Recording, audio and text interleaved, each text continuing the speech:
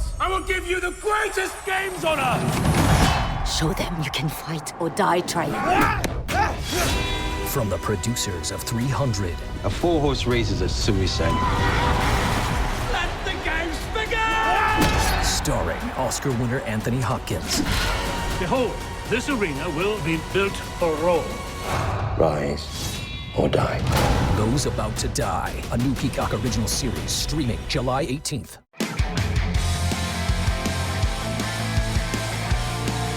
We're apparently in a 3-day series of stories on this podcast that feature very powerful and destructive tornadoes. Hi, I'm Chris May, host of This Day in Weather History. It's a podcast from the Weather Network in Canada. Yesterday was Moore, Oklahoma. Tomorrow is Joplin, Missouri. Both EF5 monsters. Today we go back to the year 1953 for the F4 that hit Sarnia, Ontario, this day in weather history. An official report said that the weather earlier in the afternoon, before the storm swept through the area, was hot and humid.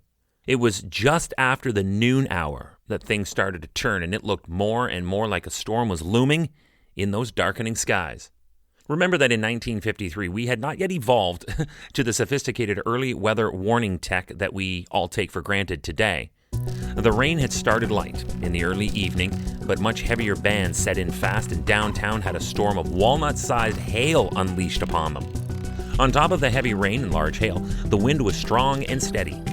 It was then when an F4 rated tornado hit Sarnia at about 5:45 p.m. that night. The mayor at the time was Mr. Bill Nelson, but he was away, so Mr. Clayton Saylor, one of the council members and acting mayor, was thrust onto the scene.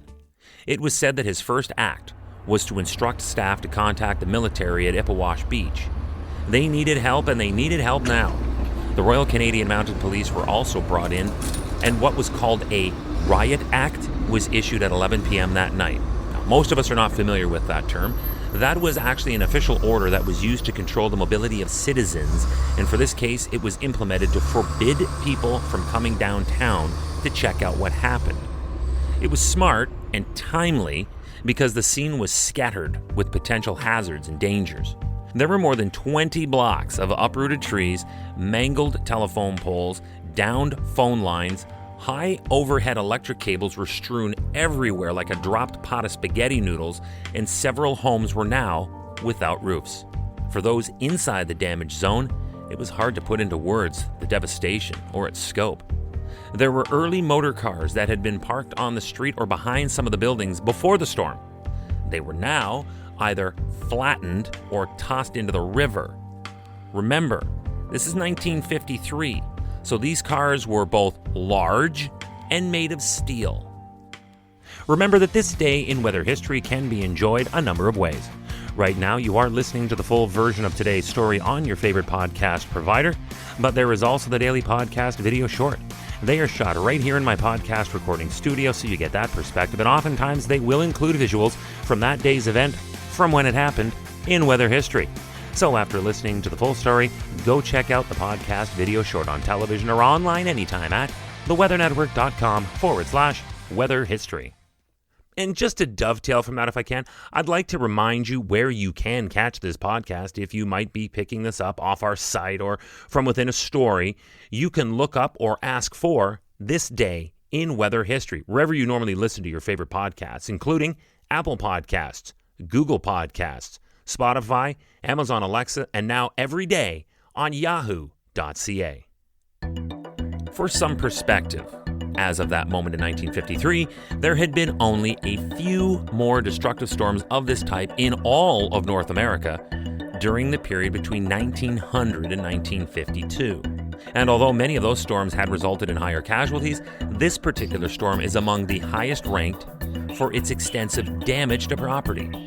The tornado first touched down near Smiths Creek, Michigan. It headed to the southern edge of Port Huron, where it killed 2 people and injured 68 on the U.S. side of the border. There alone, this tornado destroyed or damaged 400 houses before it crossed the St. Clair River into Canada. And when it crossed, that was what locals downtown Sarnia were observing when the skies started to darken and noted that the storm was looming. Going back to the beginning where I described the timing of things, this is the moment when the rain picked up and the hail hit. You see, the thunderstorm that produced the tornado also rained golf ball-sized hail on Sarnia. In all, in Canada, the tornado killed 5 people, injured 48, damaged around 150 homes in Sarnia, and that left about 500 people without a dwelling. What has come to be known as the Sarnia tornado raged through many populated areas for 2 hours, 39 minutes. It continued through rural areas before finally lifting in Stratford, Ontario, on this day in weather history. Tomorrow is May 22nd, and we will close out this trilogy of tornado terror with the EF5 that nearly erased Joplin, Missouri from the map. Our team of storm hunters, Mark Robinson, Jacqueline Whittle, were there on what I believe was their first major joint venture for the Weather Network, and we will have the descriptions from that time tomorrow on This Day in Weather History with me, your host, Chris May.